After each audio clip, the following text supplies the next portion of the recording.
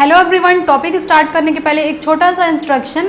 SSC JE के लिए best books और टेस्ट सीरीज का लिंक मैंने डिस्क्रिप्शन में दे दिया है, प्लीज़ चेक इट। अब हम टॉपिक स्टार्ट करते हैं।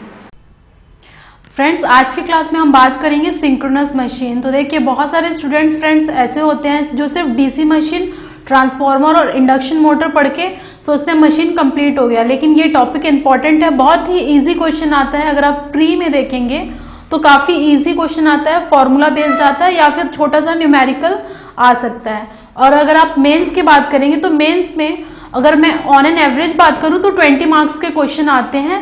थियोरेटिकल क्वेश्चन ज़्यादा आता है इस टॉपिक से, एक्सप्लेन करने बोलता है, आर्मेचर रिएक्शन या फिर वोल्टेज रेगुलेशन मैथड्स पूछ सकता है। और न्यूमेरिकल आते हैं तो देखिए, इस टॉपिक से न्यूमेरिकल थोड़ा सा टफ आता है, मुश्किल आता है, लेकिन उसकी हम प्रैक्टिस करेंगे ताकि आपको मेंस में कोई प्रॉब्लम ना हो। तो देखिए, टॉपिक स्टार्ट करने के पहले मैं पहले सिलेबस बता देना चाहती हूँ। सिलेबस आप नोट डाउन कर लीजिए। अगर आप नोट्स बना रहे हैं सिंक्रोनस मशीन का तो सबसे पहले आप सिलेबस देखिए, उसके बाद क्या इंपॉर्टेंट है उस टॉपिक को आप मार्क कर लीजिए। उसके बाद देखिए, डायरेक्ट मैं ऑपरेशन नहीं बताऊंगी, कंस्ट्रक्शन।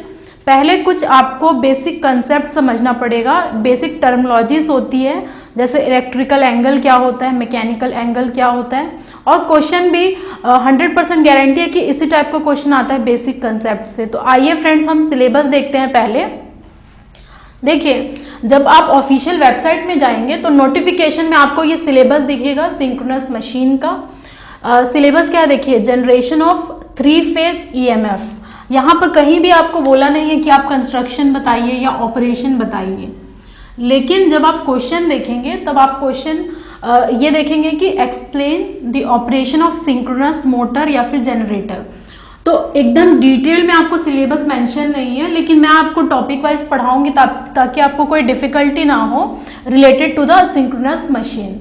तो देखिए, generation of 3 phase EMF, direct question आता है मेंस में, explain the phenomena of generation of 3 phase EMF. Second देखिए, आर्मेचर रिएक्शन। आर्मेचर रिएक्शन एक काफ़ी वास्ट टॉपिक है। अगर मैं बोलूँगी तो इसमें बहुत सारा फिनोमेना देखने को मिलेगा। जब आप डीसी मशीन पढ़ रहे होंगे तो वहाँ पर भी आर्मेचर रिएक्शन का फिनोमेना आ रहा था। तो यहाँ पर भी कुछ सिमिलर सा टॉपिक होता है आर्मेचर रिएक्शन का। क्या डिफरेंसेस आएंगे वो मैं आपसे शेयर करूँगी।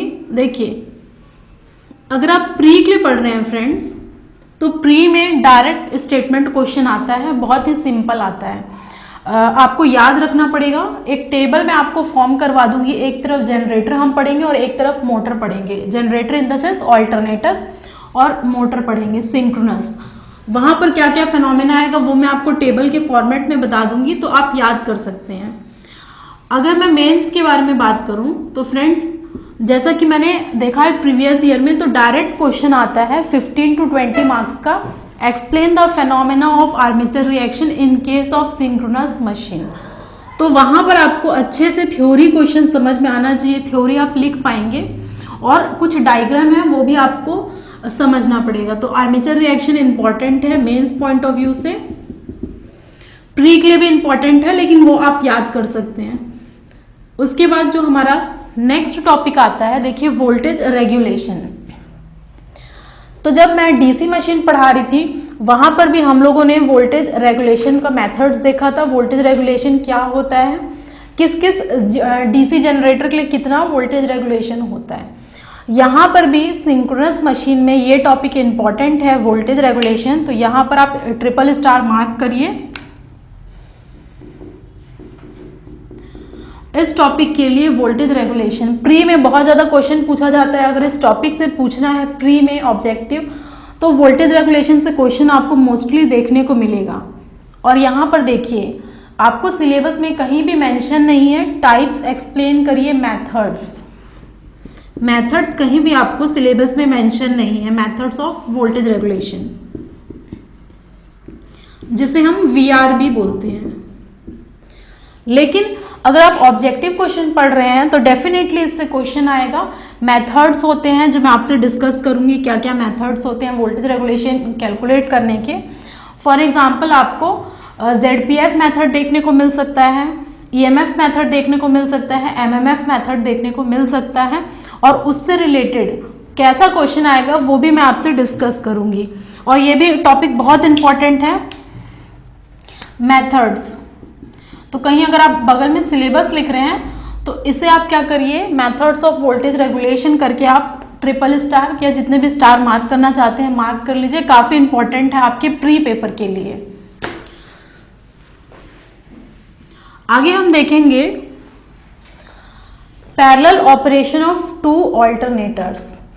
पैरेलल ऑपरेशन हम देखे थे डीसी मशीन में भी देखे थे और हम लोग ट्रांसफॉर्मर में भी देखे थे पैरेलल ऑपरेशन। यहाँ पर भी इंपॉर्टेंट है, मेंस के लिए ये टॉपिक ज़्यादा इंपॉर्टेंट है। देखिए कई बार अगर आप मेंस लिख रहे हैं तो ये क्वेश्चन आपको डायरेक्ट देखने को मिलेगा। क्वेश्चन आ सकता है explain the parallel operation of two alternator, या फिर कंडीशन क्या होती है पैरेलल ऑपरेशन की, सेकंड क्वेश्चन। थर्ड क्वेश्चन आ सकता है रिक्वायरमेंट क्या है पैरेलल ऑपरेशन का। तो इस टाइप की प्रोबेबिलिटी बनती है parallel operation of two alternator से। इस टॉपिक में अगर मैं प्री में बात करूं तो प्री में उतने क्वेश्चन नहीं आते हैं, मेंस के लिए आपका इंपॉर्टेंट हो जाता है parallel operation of two alternator. ठीक है फ्रेंड्स, यहां तक समझ में आया होगा सिलेबस, नोट डाउन करते हुए जाइए आप लोग। उसके बाद देखिए सिंक्रोनाइजिंग, सिर्फ ये टॉपिक लिखा हुआ है सिंक्रोनाइजिंग, तो यहाँ पर आपको पढ़ना पड़ता है सिंक्रोनाइजिंग पावर कोफिशिएंट, और हम देखेंगे सिंक्रोनाइजिंग टॉर्क क्या होता है। तो ये टॉपिक से उतने क्वेश्चन नहीं, डायरेक्ट क्वेश्चन आता है, वो हम डिस्कस करेंगे कैसा क्वेश्चन आता है। अब देखिए control of active and reactive power, this is also important. या प्री के लिए बहुत इंपॉर्टेंट है टॉपिक। क्वेश्चन किस टाइप का आएगा मैं आपसे शेयर करूंगी जब हम एमसीक्यूज क्वेश्चन देखेंगे। Active and reactive power plays a important role in case of synchronous machine, तो वहां पर कंट्रोल हमारा जरूरी है। किस टाइप का क्वेश्चन आएगा वो हम आगे डिस्कस करेंगे। लास्ट देखिए क्या लिखा है, starting and application of synchronous motor. देखिए कभी भी अगर आप इंटरव्यू देने जा रहे हैं, किसी भी पीएसयू का इंटरव्यू देने जा रहे हैं या फिर किसी भी कोई भी इंटरव्यू देने जा रहे हैं टेक्निकल बैकग्राउंड का, तो जनरली आपसे एप्लीकेशन बेस्ड क्वेश्चन पूछा जाता है। फॉर एग्जांपल मेरा सीआईएल का इंटरव्यू था तो उसमें मेरे से डीसी मोटर का एप्लीकेशन पूछे थे, डीसी शंट मोटर का एप्लीकेशन क्या होता है, सीरीज का क्या होता है, कंपाउंड का क्या होता है। तो एक एक एप्लीकेशन आपको अच्छे से पढ़ना है। हो सकता है आपसे पूछ ले सिंक्रोनस मोटर का एप्लीकेशन बताइए, क्योंकि जनरली अगर फील्ड में अगर आप काम करने जा रहे हैं या फिर प्रैक्टिकल आप देख रहे हैं, पढ़ रहे हैं, तो आपको एप्लीकेशंस सब मशीन का पता होना चाहिए। अगर आप जनरेटर पढ़ रहे हैं तो आपको पता होना चाहिए DC shunt generator, DC series generator, compound generator का एप्लीकेशंस क्या है। मोटर पढ़ रहे हैं तो आपको इंडक्शन मोटर का पता होना चाहिए एप्लीकेशन, सिंक्रोनस मोटर का, all type of DC motor का एप्लीकेशन आपको अच्छे तरीके से पता होना चाहिए विथ फुल एक्सप्लेनेशन, क्योंकि कई बार प्रॉपर्टी पूछ देते हैं कि क्यों यूज किया जाता है ये, तो इस आपको अच्छे से डिटेल में पढ़ना है एप्लीकेशन क्या होता है। और देखिए स्टार्टिंग इसमें मेथड्स होते हैं, स्टार्टिंग मेथड्स होते हैं, क्योंकि हो सकता है आपको ये पता होगा कि एक 3 phase synchronous motor self starting नहीं होता है, सेल्फ स्टार्टिंग नहीं होता है। तो वो क्यों नहीं होता है उस पे बेस्ड क्वेश्चन आता है, वो भी हम डिस्कस करेंगे जब हम फेनोमेना पढ़ेंगे सिंक्रोनस मोटर का। और उसके बाद हम ये देखेंगे कि स्टार्टिंग मेथड क्या है, अगर सेल्फ स्टार्टिंग नहीं है तो उसको और किस मेथड से स्टार्ट किया जाता है ये हम देखेंगे। तो मेंस में जब आप पढ़ेंगे तो डायरेक्ट आप क्वेश्चन देखिएगा प्रीवियस ईयर का, आपसे पूछेगा explain the methods of starting of synchronous motor, या फिर आपसे पूछेगा why a 3 phase synchronous motor is not self starting. हो सकता है 5 नंबर में या 10 नंबर में आपको ये एक्सप्लेन करने को बोले, ठीक है। और प्रीवियस ईयर में एप्लीकेशन पूछा हुआ है 10 मार्क्स का, मेरे ख्याल से या 15 मार्क्स का क्वेश्चन पूछा गया है, explain the application of synchronous motor. ठीक है फ्रेंड्स, तो देखिए ये हुआ हमारा पूरा सिलेबस। लेकिन अगर आप कुछ और देखेंगे क्वेश्चन प्रीवियस ईयर देखेंगे तो न्यूमेरिकल्स आया हुआ है, टॉर्क बेस्ड आया हुआ है। टॉर्क डेवलप्ड कैलकुलेट करने के लिए आपको बोला जा रहा था। तो ये चीज़ कहीं भी आपको मेंशन नहीं है कि आप टॉर्क कैलकुलेट करिए या टॉर्क डेवलप यहाँ पर सिलेबस में, और ना मेथड्स आपको बताया गया है। तो सिलेबस ये सिर्फ दिख रहा है कि छोटा सिलेबस है, लेकिन इसके अंदर चीज़ें आपको बहुत सारी पढ़नी होती है। टॉर्क पढ़ना होता है, वोल्टेज रेगुलेशन का मेथड्स पढ़ना होता है, बेसिक कंसेप्ट में बहुत ज़्यादा वास्ट है। तो एक एक चीज़ हम देखेंगे कि क्या क्या हमारा बेसिक कंसेप्ट में कवर होते जाएगा। तो यहाँ तक आप नोट डाउन करिए। बगल में अगर आप एक्सटेंड करना चाहते हैं तो आप टॉर्क डेवलप कर लीजिए, और last methods of voltage regulation is also very important. ठीक है, अब हम थोड़ा सा वेटेज की बात कर लेते हैं। वेटेज कैसा आता है हमारे सिंक्रोनस मशीन में। तो फ्रेंड्स देखिए, जैसा कि हम वेटेज की बात किए थे हमारे प्रीवियस वीडियो में, तो अगर आप प्री क्ले पढ़ रहे हैं, तो देखिए 4 से 5 क्वेश्चन हर साल आता है। कई बार कम भी आ जाता है, ज़्यादा भी आ जाता है, लेकिन मैं ऑन एन एवरेज बता रही हूँ 4 से 5 क्वेश्चन देखने को मिल सकता है, और बहुत ही सिंपल क्वेश्चन आता है आपके प्री के लिए।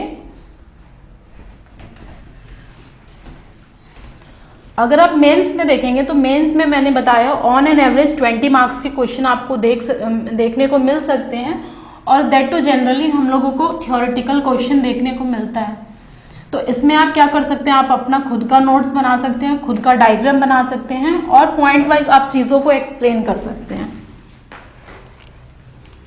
देखिए यहाँ पर हमारा क्या हो जाता है,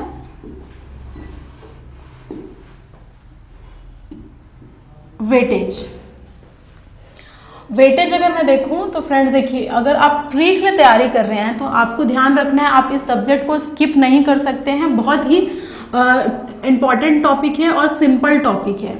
तो मैं ये रिकमेंड करूंगी, अगर आपको डीसी मशीन अच्छा लगता है, ट्रांसफार्मर अच्छा लगता है, इंडक्शन मोटर अच्छा लगता है, तो डेफिनेटली आपको ये भी अच्छा लगेगा, क्योंकि सिमिलर चीज़ें होती है। मशीन सिंक्रोनस मशीन और डीसी मशीन में अंतर हम देखे थे कि सिर्फ एक कम्यूटेटर का होता है, कंस्ट्रक्शन वाइज सब कुछ सेम होता है, तो इतना ज़्यादा टफ नहीं है। कुछ स्टूडेंट्स का कमेंट आ रहा था कि सिंक्रोनस मशीन स्टार्ट करें, और अच्छे से चैनल अवेलेबल्स नहीं है सिंक्रोनस मशीन के लिए।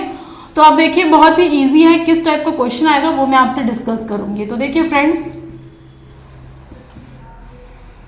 4 to 5 मार्क्स का क्वेश्चन आ सकता है ऑन एन एवरेज। सिंपल होता है, सिंपल न्यूमेरिकल होता है, सिंपल फॉर्मूला बेस्ड न्यूमेरिकल,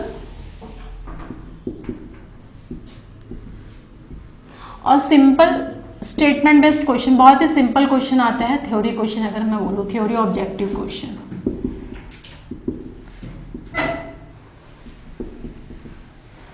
अगर आप मेंस के लिए पढ़ रहे हैं फ्रेंड्स, तो देखिए मेंस के लिए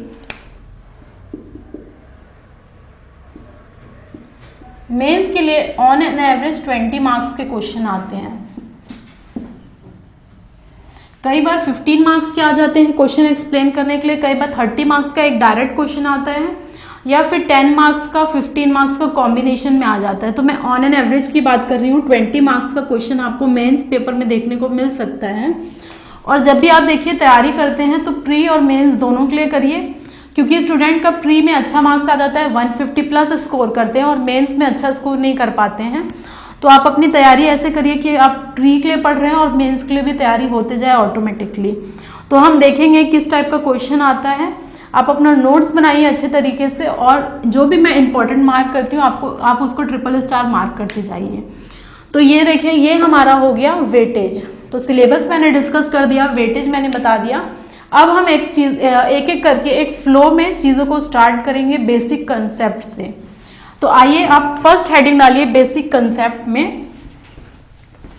बेसिक कंसेप्ट में एक तरफ आप जनरेटर लिख सकते हैं और एक तरफ मोटर लिख सकते हैं। उसके बाद हम कन्वर्जन देखेंगे, कन्वर्जन क्या होता है।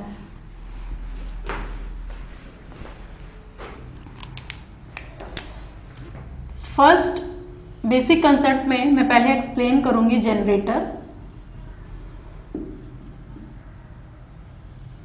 ठीक है। किसी भी मशीन अगर आप पढ़ रहे हैं, कोई भी मशीन, तो वहां पर पोल्स लगे होते हैं, हमारे north pole south pole poles लगे होते हैं।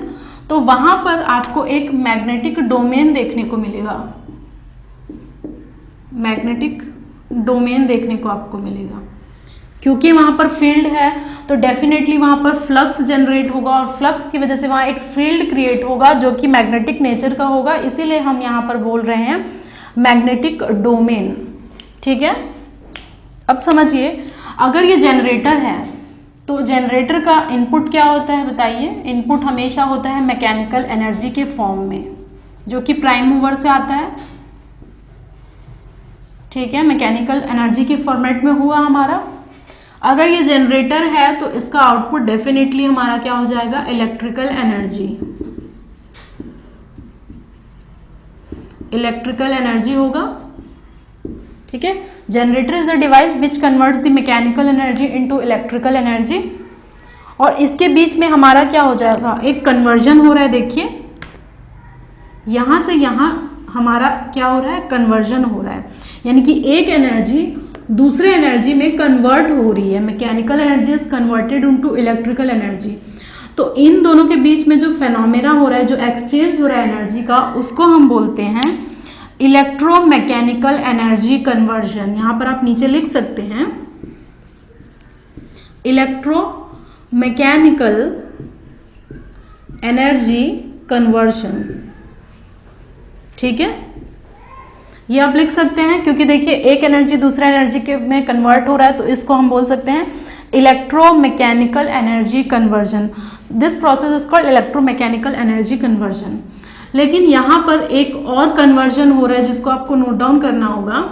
देखिए मैग्नेटिक डोमेन है, इलेक्ट्रिकल एनर्जी डोमेन है, तो यहाँ पर इन दोनों के बीच में जो कन्वर्जन होगा उसको हम बोलेंगे इलेक्ट्रोमैग्नेटिक एनर्जी कन्वर्जन। ठीक है, इलेक्ट्रोमैग्नेटिक एनर्जी कन्वर्जन, क्योंकि मैग्नेटिक डोमेन से इलेक्ट्रिकल डोमेन में कन्वर्ट हो रहा है, उस चीज को हम बोलते हैं इलेक्ट्रोमैग्नेटिक एनर्जी कन्वर्जन। तो देखिए ये फेनोमेना होता है एनर्जी कन्वर्जन का इन case of generator. In case of generator, DC generator हो सकता है या फिर ऑल्टरनेटर, कुछ भी हो सकता है। मैं एक सिंपल जनरलाइज्ड वे बता रही हूँ जनरेटर का, तो इसको आप नोट डाउन करिए। दूसरी तरफ आप लिखिए मोटर का, तो सिंपल है, सिर्फ इनपुट और आउटपुट में हमारा क्या हो जाएगा? चेंजेस आएंगे। तो अब देखिए जो हमारा इनपुट था वो आउटपुट बन जाएगा, जो आउटपुट था वो इनपुट बन जाएगा। ये मोटरों के लिए हमारा इनपुट हो गया, ये हमारा हो गया आउटपुट। ठीक है, बीच में हम मैग्नेटिक डोमेन ही रखेंगे, मैग्नेटिक डोमेन ही रहेगा हमारा यहाँ पर। ठीक है, देखिए मोटर है तो मोटर का हमारा इनपुट जो हो जाएगा वो इलेक्ट्रिकल एनर्जी हो जाएगा, इलेक्ट्रिकल एनर्जी होता है, और हमारा मोटर का जो आउटपुट मिलेगा वो in terms of mechanical energy. ठीक है, यहां पर भी हमारा जो कन्वर्जन हो रहा है electrical to mechanical and vice versa, ये देखिए दो एरो इसलिए है क्योंकि यहाँ वाइस वर्सा हो रहा है, मैकेनिकल इलेक्ट्रिकल टू मैकेनिकल। तो इसको हम अगेन बोलेंगे electro mechanical energy conversion process. ठीक है, electromechanical energy conversion process, phenomena बोलिए या प्रोसेस बोलिए, इनके बीच में जो एक्सचेंज हो रहा है एनर्जी का उसको बोलेंगे इलेक्ट्रोमैकेनिकल एनर्जी कन्वर्जन। अब देखिए यहाँ पर हमारा जो हो रहा है कन्वर्जन इलेक्ट्रिकल और मैग्नेटिक सर्किट का, उसको यहाँ पर हम बोलेंगे electromagnetic conversion energy conversion, electromagnetic energy conversion. ठीक है, तो देखिए यहाँ पर हम लोगों ने सिंपल सा एक एनर्जी कन्वर्जन बताया। अगर आपको सिंपल किसी इंटरव्यू में जाना है और एक्सप्लेन करने के लिए बोलते हैं तो आप ये डायग्राम के हेल्प से बता सकते हैं एनर्जी कन्वर्जन किसके किसके बीच में होता है और उसको हम इस प्रोसेस को क्या बोलते हैं। तो ये नोट डाउन करिए, सेकंड हम देखे थे जैसे डीसी मशीन पढ़ रहे थे तो वाइंडिंग था। यहाँ पर मैं सिंपल से लैंग्वेज में बताऊंगी किस टाइप का हमारा वाइंडिंग होता है। तो देखिए फ्रेंड्स, वाइंडिंग अगर आप डीसी जनरेटर पढ़ रहे हो या फिर सिंक्रोनस मशीन पढ़ रहे हो, वाइंडिंग हमारा सेम ही रहेगा। दो तरीके का वाइंडिंग हम लोग यहाँ पर डिस्कस करेंगे।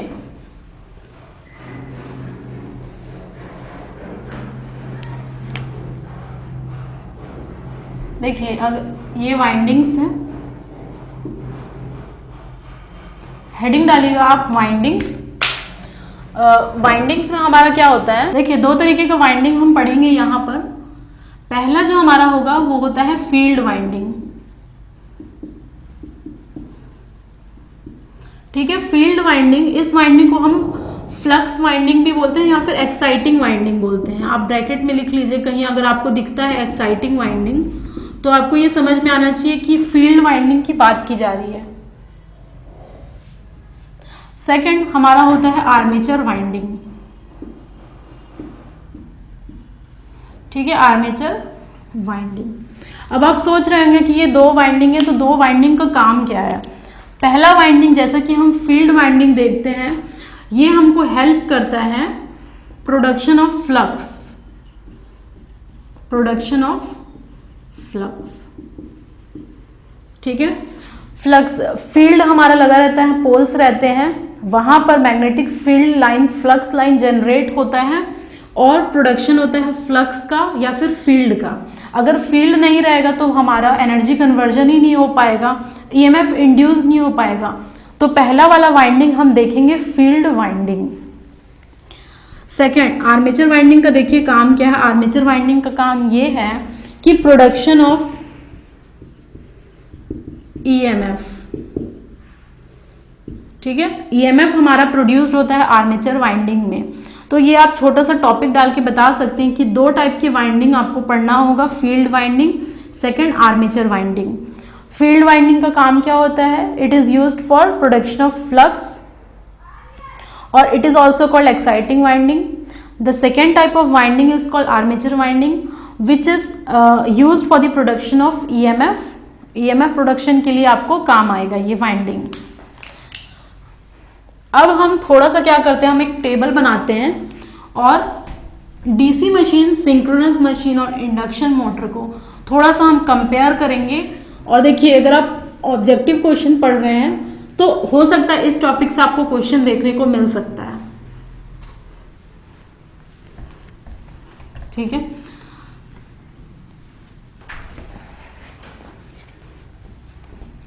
देखिए आपको दो टेबल बनाना होगा।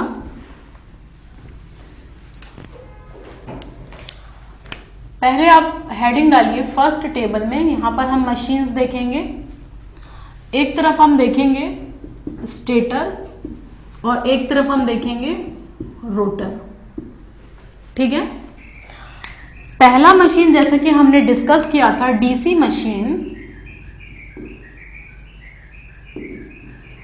डीसी मशीन हम लोगों ने डिस्कस किया था। वहां पर जब हम कंस्ट्रक्शन देख रहे थे तो कंस्ट्रक्शन में हम लोगों ने देखा था यहां पर हमारा होता है आर्मेचर वाइंडिंग रखते थे हम, रोटर में हम लोग रखते हैं आर्मेचर वाइंडिंग।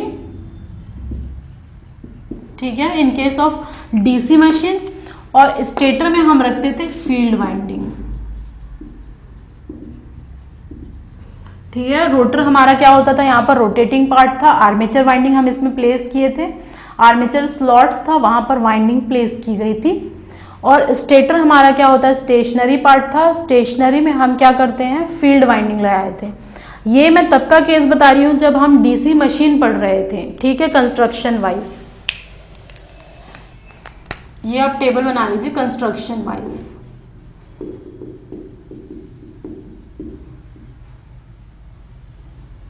ये हो गया हमारा पहला मशीन का। सेकंड मशीन जो अब हम पढ़ेंगे वो है हमारा सिंक्रोनस मशीन, जो अभी हम डिस्कस कर रहे हैं। देखिए इसमें भी आप कहीं भी कोई भी वाइंडिंग प्लेस कर सकते हैं, यानी कि स्टेटर में फील्ड भी रख सकते हैं रोटर में आर्मेचर भी रख सकते हैं। लेकिन जनरली सिंक्रोनस मशीन के लिए इन case of medium and large machine the armature winding is placed on A stator. ठीक है,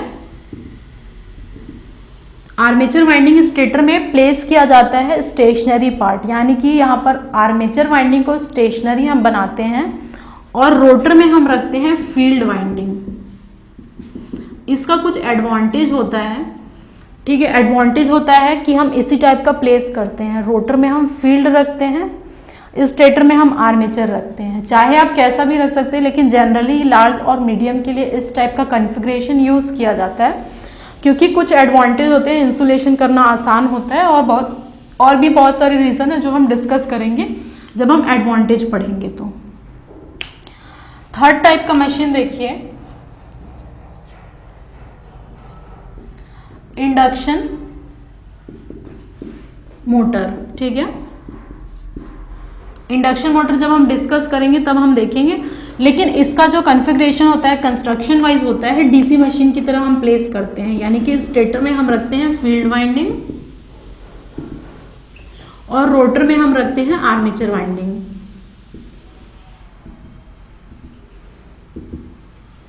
ठीक है, अगर किसी को कंफ्यूजन हो रहा है फील्ड और आर्मेचर वाइंडिंग से तो मैं फिर से बता देती हूँ। देखिए, फील्ड में हमेशा पोल्स रहते हैं, फ्लक्स के लिए ये वाइंडिंग इंपॉर्टेंट है। आर्मेचर वाइंडिंग में हमेशा ईएमएफ इंड्यूस्ड होता है, तो इसको हम बोलते हैं आर्मेचर वाइंडिंग। अब आप क्या कर सकते हैं, आप इसको टेबल में बंद कर लीजिए।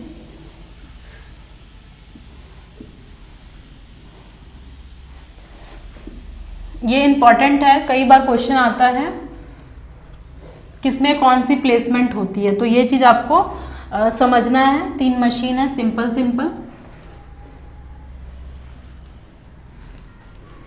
ठीक है, देख लीजिए, इसका आप स्क्रीनशॉट ले लीजिए, या फिर अगर आप नोट्स बना रहे हैं तो नोट्स में आप ये टेबल फॉर्म कर लीजिए। और अगर आपसे कोई इंटरव्यू में पूछता है डिफरेंसेस क्या है, तो आप ये छोटा सा डिफरेंस बता सकते हैं। आपको वर्ड्स में याद रखने की जरूरत नहीं है, स्टेटर और रोटर का बेसिक सा आप बता सकते हैं। अब देखिए, यहाँ पर आप लिख लीजिए, यहाँ पर जो स्टेटर है वो आपका स्टेशनरी पार्ट है। ठीक है, और रोटर जो है वो हमेशा क्या होता है, रोटेटिंग पार्ट होता है, तो आप लिख लीजिए नीचे में रोटेटिंग पार्ट। ठीक है, ये हो गया हमारा स्टेटर और रोटर। अब अगर आपके पास स्पेस है तो आप इसको थोड़ा सा और एक्सटेंड कर सकते हैं, यहाँ पर मैं सप्लाई भी बताऊंगी, या अगर आप दूसरा टेबल बनाना चाहते हैं तो आप दूसरा टेबल बना लीजिए। मैं यहीं पर ड्रॉ कर देती हूँ आपके लिए। सप्लाई वाइज मैं बता रही हूँ।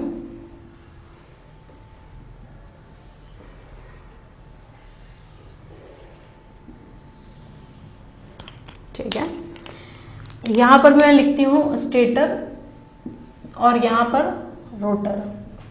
मशीन देखिए सेम रहेगा, डीसी मशीन के लिए मैं बता रही हूँ, सिंक्रोनस और इंडक्शन मोटर के लिए बताऊंगी।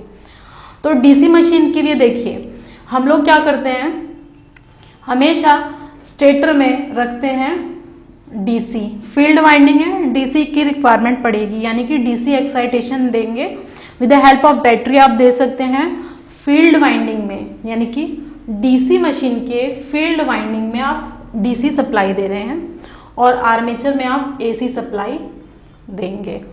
ठीक है, सिंक्रोनस मशीन अगर है तो आप आर्मेचर वाइंडिंग में एसी सप्लाई देंगे और फील्ड वाइंडिंग में डीसी सप्लाई देंगे, यानी कि रोटर में डीसी सप्लाई देंगे, रोटर को आप डीसी से कनेक्ट करेंगे। ये समझ में आया होगा, उम्मीद है।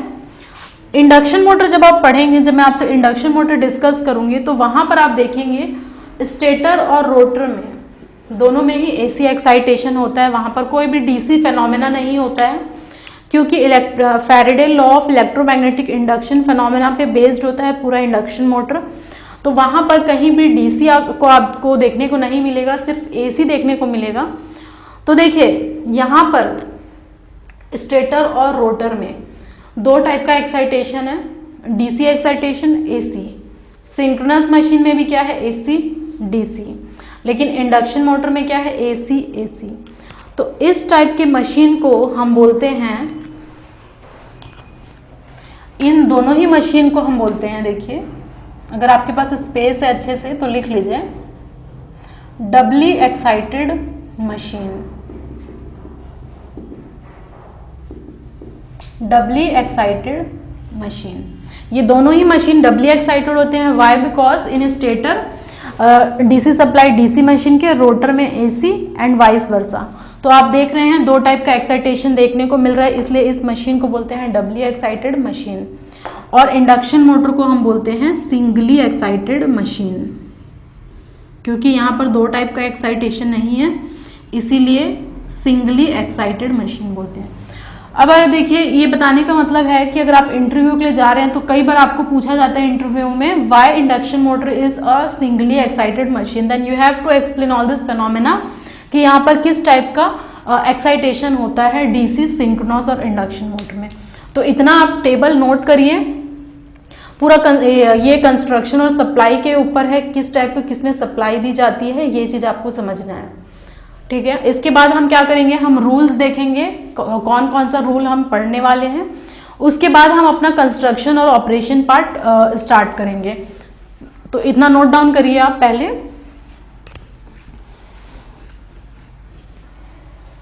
देखिए क्वेश्चन आता है, कई बार पूछा जाता है स्टेटर में कौन सा सप्लाई दी जाती है, डीसी मशीन में या फिर सिंक्रोनस मशीन में। तो देखिए, चाहे मैं डायरेक्ट बता सकती थी आपको कि सिंक्रोनस मशीन के केस में कौन सी सप्लाई दी जाती है, बट अगर आप कंपेयर करके पढ़ेंगे चीज़ों को तो ज़्यादा आपको डिफरेंस समझ में आएगा और आप चीज़ें अच्छे से याद रख पाएंगे, ठीक है। नेक्स्ट आप हेडिंग डालिए, नेक्स्ट आप हेडिंग डालिए रूल्स इन सिंक्रोनस मशीन। कौन कौन से हम रूल्स पढ़ेंगे वो हम अभी देखने वाले हैं।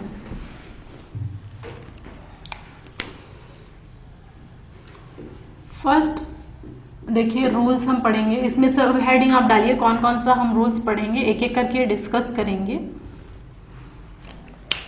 पहला जो हम रूल पढ़ेंगे, देखिए हम पढ़ेंगे right hand thumb rule. Right hand thumb rule, ठीक है, इसको हम बोलते हैं RHTR। RHTR।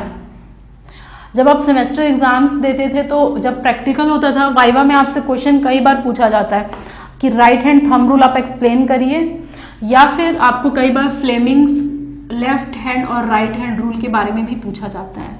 तो नेक्स्ट जो हम रूल पढ़ेंगे वो होगा हमारा फ्लेमिंग राइट हैंड रूल, ठीक है। तो इसको आप शॉर्ट फॉर्म में लिख सकते हैं FRHR, Fleming right hand rule. Next जो आएगा आपका होगा, हम पढ़ेंगे फ्लेमिंग लेफ्ट हैंड रूल। ये साइंटिस्ट का नाम है, उन्होंने ये चीज को रूल को डिस्कवर किया था, तो इसको हम बोल देंगे फ्लेमिंग लेफ्ट हैंड रूल। देखिए मशीन स्टार्ट, कोई भी मशीन अगर आप पढ़ रहे हैं तो उसमें इंपॉर्टेंट होता है कुछ रूल्स पढ़ना। बिना रूल के आप कैलकुलेट नहीं कर सकते हैं डायरेक्शन ऑफ फोर्स क्या होगा, direction of motion of conductor क्या होगा, डायरेक्शन ऑफ करंट क्या होगा, EMF क्या होगा। तो it is very important to understand all this phenomena, all this rules before starting the actual operation, ठीक है। तो आप ये पढ़िए। अब फर्स्ट हेडिंग आप डाल सकते हैं राइट हैंड थंब रूल। जब आप सिलेबस देखेंगे तो कहीं भी आपको मेंशन नहीं करेगा कि आप रूल एक्सप्लेन करिए, बट अगर आप पढ़ रहे हैं मशीन बेसिक कंसेप्ट में, आपको ये सब फेनोमेना अच्छे से पढ़ना होता है। तो पहला आप देखिए राइट हैंड थंब रूल।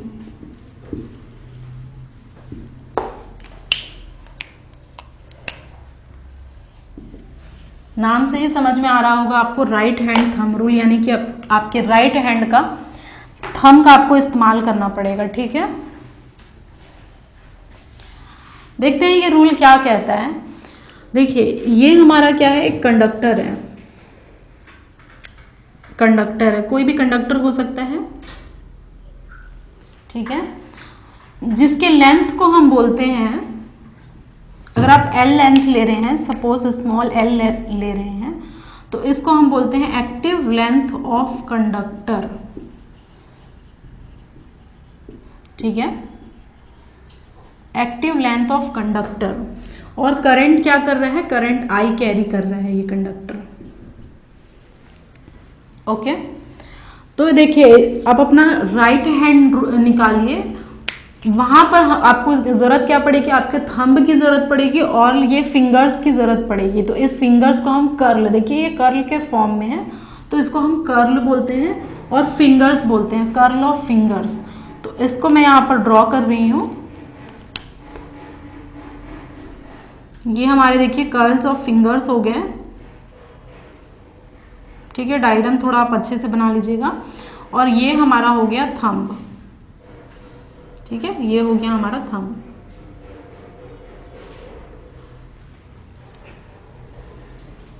तो इस चीज को आपको यहां पर लिखना पड़ेगा, कर्ल्स ऑफ फिंगर,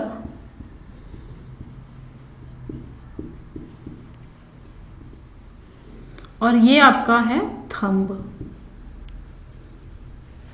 ठीक है, ये आपका हो गया थंब। अब यहां पर क्या क्या चीज थंब और फिंगर्स बता रहा है वो आप लिख लीजिए। पहला पॉइंट इसमें, फर्स्ट पॉइंट थंब।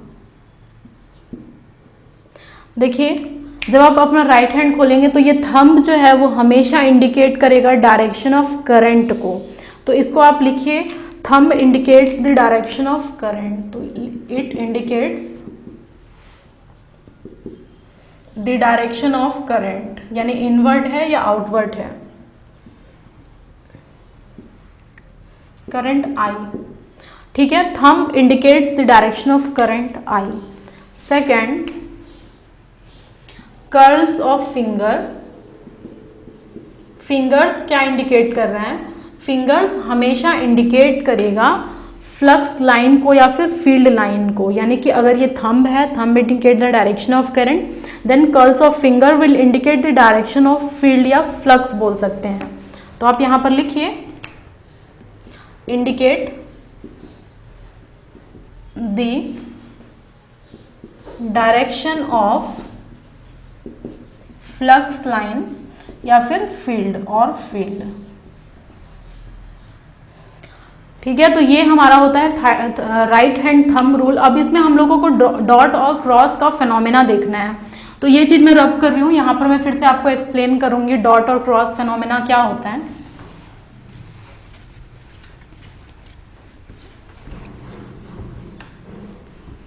ठीक है, इतना आप अगर नोट डाउन कर लिए हैं तो राइट हैंड थंब रूल में ही और लिखिएगा, अच्छे से एक्सटेंड करिएगा।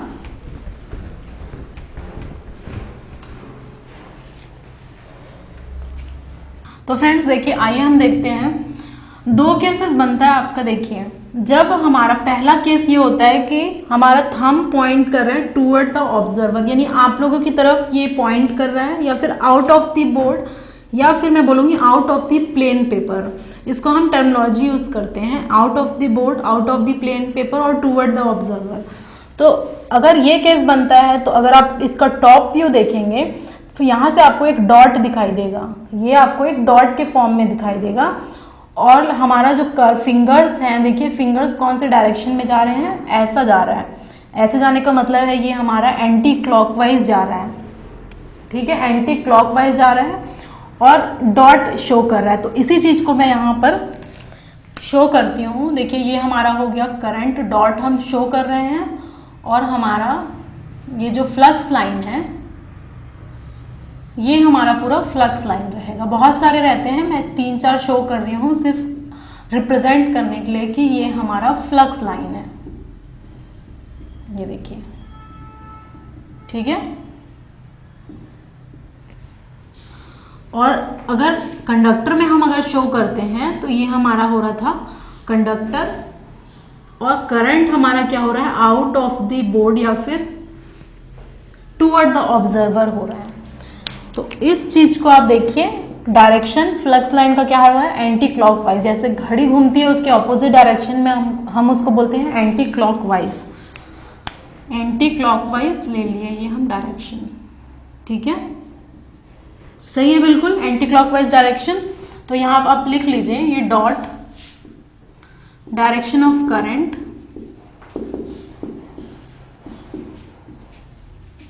ठीक है, डायरेक्शन ऑफ करंट हो गया। और हमारा ये है डायरेक्शन ऑफ फ्लक्स या फिर फील्ड। ठीक है, समझ में आया। और अगर इसका आप टॉप व्यू देखेंगे तो आउट ऑफ द पेपर है। अब आप इसको पॉइंट में लिख सकते हैं। पहला पॉइंट इसमें direction of current toward the observer. ठीक है, बोल सकते हैं। Second point current out of the board या फिर out of the plane paper, out of the plane paper. Okay. Third point direction of flux और डायरेक्शन ऑफ फील्ड